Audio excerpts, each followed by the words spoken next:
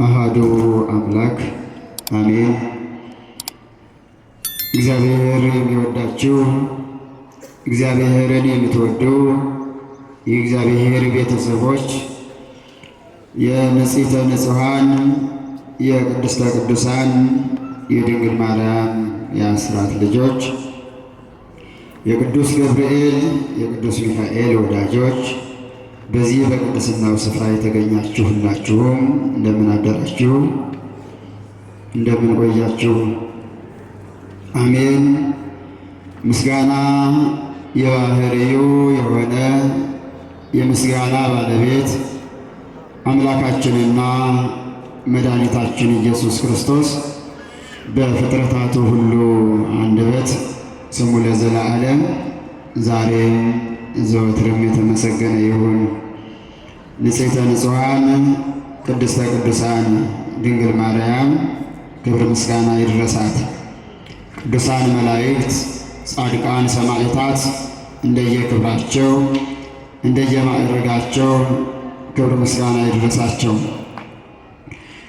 ወብርሃነ ጽድቅሰ መጽአ ውስተ ዓለም ዘያበር ለኩሉ ሰብ ለሰው ሁሉ የሚያበራው እውነተኛው ብርሃን ወደ ዓለም መጣ ወይንም ደግሞ ይመጣ ነበር ይላል የዮሐንስ ወንጌል ምዕራፍ 1 ቁጥር 9 ላይ ተመዝግቦ የሚገኝ ኃይለ ቃል ነው። ዛሬ ተደራራቢ በዓል ነው። ምንጊዜም በዚህ ወቅት እየተደራረበ ነው በዓላቶቹ የሚሄዱት። ዕለቱ በዋነኛነት የባለቤቱ የኢየሱስ ክርስቶስ ስለሆነ ብርሃን ተብሎ ይጠራል። የቅዱስ ገብርኤል የእመቤታችን የንጽሕተ ንጹሐን የድንግል ማርያም እንዲሁም ደግሞ የሰለስቱ ደቂቅ የእያንዳንዱ መታሰቢያ በእያንዳንዱ ትምህርት ቢሰጥ ራሱን የቻለ ትምህርት የሚሰጥበት ምስጢር የሚመሰጠርበት ነው። ነገር ግን ሊቃውንተ ቤተ ክርስቲያን በተለይም በማህሌቱ በኩል የሚያልፉ ሊቃውንት የቅዱሳን የመላእክት የጻድቃን የሰማዕታት በዓል ከባለቤቱ በዓል ጋር በሚውል ጊዜ የሌሎቹን የፍጡራኑን ይተውና የባለቤቱን ያስቀድማሉ። ማለትም ዕለቱ ዛሬ ብርሃን ነው፣ የብርሃንን ቀለም ቁመው ያድራሉ ማለት ነው። የባለቤቱ እያለ ሁሉም በዓሉ ተደራርቦ ስለዋለ ሁሉንም መቆም አይደርስም። ነገር ግን የባለቤቱን ያስቀድማሉና የቅዱስ ገብርኤልንም ራሱን የቻለ ስለ መላእክት ብናይ፣ ስለ ሰለስቱ ደቂቅም ከእምነታቸው ጽናት የተነሳ ስለ ራሳቸው ሁኔታ ብናይ፣ ስለ እመቤታችን ስለ ድንግል ማርያምን ደግሞ ስለ እሷ ክብር ብናይ ሁሉም ያስሄድ ነበር። ነገር ግን የባለቤቱን እናስቀድምና ዕለቱ ዕለተ ብርሃን ተብሎ ስለሚጠራ ስለ ብርሃን እንመረማራለን። ወብርሃነ ጽድቅሰ መጽአ ውስተ ዓለም ዘያበርህ ለኩሉ ሰብ ለሰው ሁሉ የሚያበራው እውነተኛው ብርሃን ወደ ዓለም ይመጣ ነበር ይለናል ወንጌላዊው ቅዱስ ዮሐንስ በምዕራፍ 1 ቁጥር 9 ላይ። ይህን ቃል ወንጌላዊው ቅዱስ ዮሐንስ ኃይለ ቃሉን ይመዝግበው እንጂ በውስጡ ደግሞ የመጥምቁ የቅዱስ ዮሐንስ ምስክርነት የተጨመረበት ስለሆነ ወንጌላዊው ቅዱስ ዮሐንስና መጥምቁ ዮሐንስ የተሳተፉበት ወንጌል ነው ማለት ነው። ስለ ብርሃን ስናይ ብርሃን ጨለማን እያስወገደ ሰዎች ሁሉ ሳይሰናከሉና ሳይደናቀፉ ወደ አሰቡበት ቦታ እንዲደርሱ የሚያደርግ ነው። ዓለም ከተፈጠረ ጀምሮ እስካሁን ድረስ ያየነው ብርሃን የምናየው ብርሃን ሁሉ ታይቶም የሚጠፋ ነው። ከዚህ አንጻር ወንጌላዊው ሲናገር ለሰው ሁሉ የሚያበራ እውነተኛ ብርሃን አለ። ለሰው ሁሉ የማያበራ ነገር ግን በብርሃን ስም የሚጠራ አለ። እናንተም የምትገለገሉበትን ከእጃችሁ ስልክ ጀምራችሁ ብትመለከቱ በቤታችሁ በመስሪያ ቤታችሁ ከምታበሩት አንፖል ጀምራችሁ በየትኛውም ቴክኖሎጂ ተጠቅሞ መብራትን አመንጭቶ የሚያበራውን ሁሉ ስትጠቀሙ ሻማም ይብራ ጧፍም ይሁን የትኛውም ብርሃን የሚሰጠው ሁሉ ለሁሉ ሊያበራ አይችልም። ከአንድ አካባቢ ይበራል፣ ከአንድ አካባቢ ይጨልማል። ለአንዱ መገልገያ ይሆናል፣ አንዱን ይነፍገዋል። በዚህ ዓለም ላይ ከሰው ተገኝቶ ባለቤቱ መገኛው እገሌ ነው የተባለ ሁሉ ለሁሉ ሊሆን አይችልም። ሲመጣም በዋጋ ነው፣ መጠንም አለው፣ ለሁሉ ሊዳረስ አይችልም።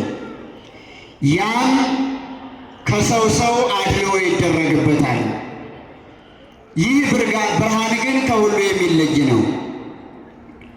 ለሰው ሁሉ የሚያበራ ብርሃን ወንጌላዊው ለሰው ሁሉ ይበለው እንጂ ለእንስሳቱ ለአራዊቱ የሚያበራ እውነተኛ ብርሃን። ጨለማው አለ፣ በጨለማው ውስጥ ሆኖ የሚያበራ ብርሃን። በዓለም ላይ የምናውቀው ብርሃን ብርሃኑን ከገለጽን ካበራነ በአካባቢ ያለውን ጨለማ በከፊል አስወግዶ የተወሰነ አካባቢ ብቻ ብርሃን ይሰጣል። የዚህ ብርሃንነት ግን ለየት ያለ በጨለማ ውስጥ አለ የሚያበራ ብርሃን ነው። በሰማይ አለ የሚያበራ ብርሃን ነው። በመሰረተ ምድር አለ የሚያበራ ብርሃን ነው። መሬት ተጭኖት መሬት ጋረደው የማይባል ብርሃን፣ ሰማይ ላይ ሆኖ ዳመና ጋረደው የማይባል ብርሃን፣ የዛፍ ጠለል ጋረደው የማይባል ብርሃን፣ በየትኛውም ቦታ የሚያበራ እውነተኛ ብርሃን። ይህ እውነተኛ ብርሃን ለሁሉ የሚያበራው እውነተኛ ብርሃን ወደ ዓለም ይመጣ ነበር ይላል ወንጌላዊው። ስለ መጥምቁ ስለ ቅዱስ ዮሐንስ ሲናገር ከእግዚአብሔር የተላከ ስሙ ዮሐንስ የሚባል ሰው አንድ ሰው ነበረ። ሁሉ በእርሱ በኩል እንዲያምኑ ይህ ስለ ብርሃን ይመሰክር ዘንድ ለምስክርነት መጣ ይላል። ለምን መጣ? ለምስክርነት። መጥምቁ ቅዱስ ዮሐንስ ወደዚህ ምድር መምጣቱ ለመድኃኒታችን ለኢየሱስ ክርስቶስ ምስክር ለመሆን፣ መንገድ ለመጥረግ፣ ስለ ክርስቶስ አመጣጥ ለማስተዋወቅ ነው። የሚገርማችሁ ግን መጥምቁ ቅዱስ ዮሐንስ ሲመጣ ሳይበላ ሳይጠጣ ጦሙን እየዋለ ጦሙን እያደረ ሕዝቡ እንዲያምን እንዲረዳ ምን አይነት ጸጋ ነው! ሳይበሉ ሳይጠጡ እየዋሉ እያደሩ አለመጠውለግ፣ እንዲመለምለን፣ እንዲጸንቶ ቁሞ ማስተማር ምን አይነት ጸጋ ሊያድርበት ነው እያሉ በተሰጠው ጸጋ እየተባረኩ በትምህርቱ እንዲሳቡ ክርስቶስን እንዲያምኑለት በዚህ መንገድ መጣ። እኛ ሰዎች ግን አቀባበላችን ከባድ ነውና መላ እናጣን። መጥምቁ ቅዱስ ዮሐንስ ስለ ክርስቶስ መንገድ ለመጥረግ ክርስቶስን ለማስተዋወቅ ለእሱ ምስክርነት ሲመጣ ሲያስተምር ሲመለከቱት ቀንም ያስተምራል፣ ማታም ያስተምራል። የሚበላበትን ሰዓት አንድ ቀንም አይተው አያውቁም። ከዚህ በኋላ ትምህርት ሲማሩ ቆዩና ትምህርቱ ሲያበቃ እርስ በርሱ መንሾካሾክ ጀመሩ። የመጥምቁ የቅዱስ ዮሐንስ ደቀ መዛሙርት በጊዜው የነበሩ ፈሪሳውያን፣ ጸሐፍት፣ ሌዋውያን ሁሉ ምኩራቡን ያገለግሉ የነበሩት እነርሱ እየበሉ እየጠጡ ሕዝቡ ከሚያመጣው አስራቱን በኩራቱን እየተቀበሉ ዘና እያሉ ይኖሩ ስለነበሩ ከነሱ በተለየ መንገድ በጠፍር ወገቡን ታጥቆ ነገር ግን ከእህል ዘር እህል ይበላል ሳይባል የሚያሰክር ነገር በአፉ ሳይቀምስ የተለየ አስተምህሮ እያመነጨ እኔ ልክበርበት፣ እኔ ልሞገስበት፣ እኔ ልገለጽበት፣ እኔ ልወደስበት ሳይል ከእኔ በኋላ የሚመጣው ከእኔ ይከብራል፣ እኔ የመጣሁት የእርሱን መንገድ ልጠርግ ነው፣ እርሱን ላስተዋውቅ ነው፣ እኔ ላንስ እሱን ይልቅ ግድ ነው እያለ ስለ ክርስቶስ ክብር መናገር ሲጀምር ትምህርቱን ይሰሙና ከማመን ይልቅ ይህ ሰው ሲያስተምር መልካም ነው፣ ግን የማያስበላ ማያስጠጣ ጋኔን አለበት አሉት። ምን የሚል? እህል ማያስበላ ውሃ ማያስጠጣ ጋኔን አለበት። በመጥምቁ ቅዱስ ዮሐንስ ላይ ግን ያደረ ማን ነው? የእግዚአብሔር መንፈስ ነው። ምኩራቡን እያገለገሉ ከሕዝቡም አስራቱን በኩራቱን እየተቀበሉ የእግዚአብሔርን ጸጋ እንኳ ለይቶ ማወቅ እንዴት ይሳናል? እነሱ ሳይቀሩ ተቹት መጥምቁ ቅዱስ ዮሐንስን። ግድ እንደኛ ካልበላ፣ ግድ እንደኛ ካልጠጣ፣ እኛ ምን ሆነውን ካልሆነ በሚል ሰው ላይ ታርጋ መለጠፍ ጀመሩ። የማያስበላ የማያስጠጣ ጋኔን አለበት። የሚገርማቸው ይህ ቃላቸው የሚበላ የሚጠጣ ደግሞ ሲመጣ ተገልብጧል። አሁን መጥምቁ የሚያስተዋውቀው ለሰው ሁሉ የሚያበራው እውነተኛው ብርሃን ክርስቶስ እሱ ደግሞ ሲመጣ እሾህ በእሾህ እንደሚነቀሰው ሥጋችሁን ለብሻለሁ፣ ዘመድ ያልነበርሁ ዘመድ ሁኛለሁ፣ የእናንተ ሥጋ ይራባል፣ ይደክማል፣ ይጠማል፣ እኔም በለበሱት ሥጋ መራቤን መጠማቴን እወቁት አለና አብሯቸው መብላት መጠጣት ጀመረ። አብሯቸው ደግሞ ክርስቶስ መብላት መጠጣት ሲጀምር ሌላ ትችት አመጡ ከክርስቶስ ላይ። ይህስ በላተኛ ሆዳም ነው፣ ጠጭ ነው፣ አርከመ ጸባሃን ወኃጥአን። ይህ ከወጡ ወጥ የሚያማርጡ ከእንጀራ እንጀራ የሚያማርጡ ከመጠጥ መጠጥ ከሚያማርጡት ጋር ተባባሪ ሆዳም ነው፣ ጠጭ ነው አሉት። ሎቱ ስብሐት። ክርስቶስ እነሱ በሚውሉበት በሚያድሩበት እነሱ በሚበሉበት በሚጠጡበት መንገድ መጥቶ እንቅልፍ ማያስፈልገው እጅነጉም ወእጅየቅስ ዘያዕቅቦ ለእስራኤል። እስራኤልን የሚጠብቅ አምላክ እርሱ አይተኛም አያንቀላፋም ይለዋል። እንቅልፍ ማይገባው አምላክ እንደሚያንቀላፋ ሆኖ ታያቸው። ምትሃት ነው እንዳይሉ ሥጋ መልበሱን ለመግለጽ ለሰዎች ጥጋብን እርካታን የሚሰጥ አምላክ እየተራበ እየተጠማ ታያቸው በለበሰው ሥጋ። ነገር ግን እርሱን ደግሞ ይህ ሆዱን ወዳጅ ነው፣ ይበላል ይጠጣል። መጥምቁ ቅዱስ ዮሐንስ እኮ ባለመብላቱ የማያስበላ ጋኔን አለበት ብለውት ነበር። ክርስቶስን ደግሞ ይህ ሆዳም ነው፣ ስለ ሆዱ ቆሟል፣ ይበላል ይጠጣል አሉ። ምን አይነት አስተማሪ መጥቶ ቢያስተምር ነው ምእመናን መቀበል ምንችል? ከባድ እኮ ሆኗል። እምትጠፋ ከተማ ነጋሪት ቢመቱባት አትሰማ ይላሉ አባቶች። የሚጠፋ ክርስቲያን ቁመው ቢያስተምሩት አይለወጥ፣ ተአምር እያሳዩ ቢያስተምሩት አይለወጥ፣ ድውይ እየፈወሱ ሙት እያስነሱ ቢያሳዩት አይለወጥም። ድውይ ቢፈወስ ምትሃት ነው ሊል ይችላል። ሙት ቢነሳ ምትሃት ነው ሊል ይችላል።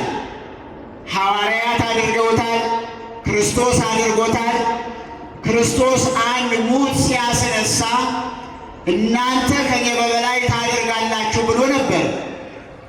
ይህ ቃል ይፈጸም ዘንድ በሐዋርያት እጅ ላይ ሙታን ተነስተው የእሱ ትምህርት ተግባራዊ ሆኗል። ዛሬስ ምን ነካን? ቤተ ክርስቲያን ምኑ ናት? ሀብቷ እምቅ ነው። አባቶቻችን ልባቸው ረቂቅ፣ ማዕረጋቸው ምጡቅ ነው። ከእናንተ ጋር በጉርብትና ስለኖሩ፣ ከእናንተ ጋር ስለሚበሉ ስለሚጠጡ፣ ሰው ሆነው በመታየታቸው እንደ ሰውነታቸው ሰው ናቸው። በስልጣናቸው ግን ረቂቅ ናቸው። ማዕረጋቸው ምጡቅ ነው። ልባቸው ረቂቅ ነው። የስልጣነ ክህነታቸው ምስጢር እንዲህ ነው ተብሎ ሊነገር ሊተነተን ሊመሰጠር አይችልም። እግዚአብሔር በፈቀደበት መንገድ ለእያንዳንዱ ጸጋውን ይሰጠዋል።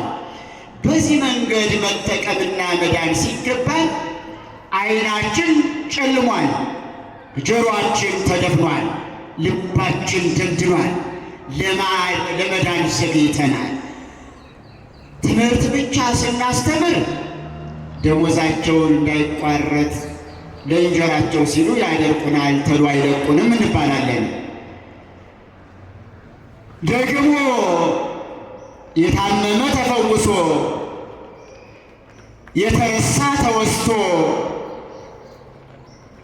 ጠንከር ብሎ አገልግሎቱ ሲሰጥ ሌላ ትችት ይመጣል። ወሰልሰል አድርጎ እንደ ነገሩ አገልግሎቱ ሲተው የድሃ ፍታት አደረጉት ይባላል። በየትኛው መንገድ ቤተ ክርስቲያን አገልግሎቷን ትስጥ? ክርስቶስ አሰሩን ትቶታል። እርሱ ምሉ ስልጣኑን ሰጥቷል። የማዳኑን ተከፍሎ አልከፈለብንም፣ ጸጋውን አልቀነሰብንም። እኛ ራሳችን ከክብር ስንወርድ ጸጋው ይገፈፋል እንጂ ክብራችን ከጠበቅነ ክርስቶስ ምሉ አድርጎ ሰጥቷል። አንድ አማኝ ልቡን አስፍቶ ሃይማኖታን አጽንቶ ከመጣ የማይፈጸም ታሪክ የለም፣ የማይሰራ ተአምር የለም። ይህ እውነተኛ ብርሃን ወደ ዓለም ሲመጣ የትችት ከመጣ እኛና አገልጋዮች 10ን ስም ይሰጠን ምንድን ነው? በየትኛውም መንገድ ስንወጣ ስንወርድ፣ ስንቆም ስንቀመጥ ድክመት ያለብን ነን። ክርስቶስ ብሏል እኮ በዘመኑ በሚያስተምርበት ጊዜ እንዲህ በእርጥቡ ከጨከኑ በደረቁማ እንዴታ አለ። እርጥብ ለበቅ ከአንድ ዛፍ ጨንገር ቆርጣችሁ ወዲያና ወዲህ ልትገሩት ብትፈልጉ እርጥብ ነውና እየተለጠጠ ይገራል። ደረቀው ግን ወዲያው ቀጭ ነው የሚለው። እርጥብ ያለው ራሱን ነው። እኔ አምላክ ስሆን በለበስኩት ሥጋ እንዲህ መከራ ካጸኑብኝ እኔ የፈጠርኋቸው ፍጥረታትንማ እንዴት ያጸኑባቸው ሲል ነው። በአምላክ ላይ የተሰነሰረ ትችት፣ በአምላክ ላይ የተተፋ ምራቅ፣ በአምላክ ላይ የተጣለ ብትር ዘንግ፣ በአምላክ ጀርባ ላይ የወደቀ ጅራፍ እንዴት ከደቀ መዛሙርቱ ላይ አይውደቅ? እኛ የሰው ዓይን የሰው ቃላት ነው አይደል የምንፈራው? ክርስቶስ ግን ጅራፍ ነው ያረፈበት፣ ምራቅ ነው የተተፋበት፣ በብትር በዘንግ ነው የተመታው። መኑ ጽፍአከ ተነበይ ለነ ክርስቶስ፣ ማን የመታ እስኪ ተናገር ነው እየተባለ ነው። እኛ በአዱሽ አዱሽ ከንፈር በመመጥመጥ አንገት በመነቅነቅ ስለተቹ ብቻ ውንጥ ውንጥ ተነካን እንላለን አይደለ? በእርጥቡ ይሆኗል፣ ደረቁማ ሊሰበር ሊነድ ግድ ነው። ይህን ማወቅ ያስፈልጋል። ሞት አንድ ነው ክርስቲያኖች። በየትኛውም መንገድ ሰው እንጀራ ሲበላ አንቆት ሊሞት ይችላል።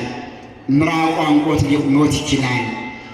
ሞትን የሚፈራ ክርስቲያን ካለ ገና ክርስትናው አልገባውም። እንደ አዲስ ሀብሎ መማር ያስፈልጋል። ቤተ ክርስቲያን መመላለሱ፣ ሥጋ ወደሙ መቀበሉ ሳያውቁት ለጥፋት ይዳርጋል። ተደራራቢ ሞት እንዳይሆን ነው መለመን። በጃንሆይ ጊዜ አንድ ሰው ከበድ ያለ በሰው ሰውኛው ምንም ከክርስቶስ መከራ የበለጠ ባይደርስበትም ከበድ ያለ ፈተና መጣበት። ወደ ጃንሆይ ሄደው ከሳሾቹ ጃንሆይ እገሌ የሚባል ሰው አሉ። ይህ በምሳሌ የመጣ አይደለም፣ እግዚአብሔር በሚያውቀው ቦታውም አገሩም የሚታወቅ ሰው ነው። ስሙን ብጠራ ደግሞ ዘመዶቹ እንዳይቀየሙ ብዬ ነው። ይህ ሰው እርስዎን ስለ እርስዎ ሕልውና ስለ እሱ አኗኗር እንዲሁ ነው ጃንሆይ የሚኖሩ ብሎ እየተቸዎት ነው ብለው ነገር ሰሩ ሄደው እሱ አላለ። እርሳቸውም ግርማዊነቶ እንዴት ሰው በዚህ ይተቻሉ? የእሱ አኗኗር እንዲህ ነው እንዴ? እገሌ እንዲህ አያሌዎት ነው ሲሏቸው ይሙት ይህ ሰው ይሙት በቃ ብለው ፈረዱ። አንድ ሞት ተፈረደ።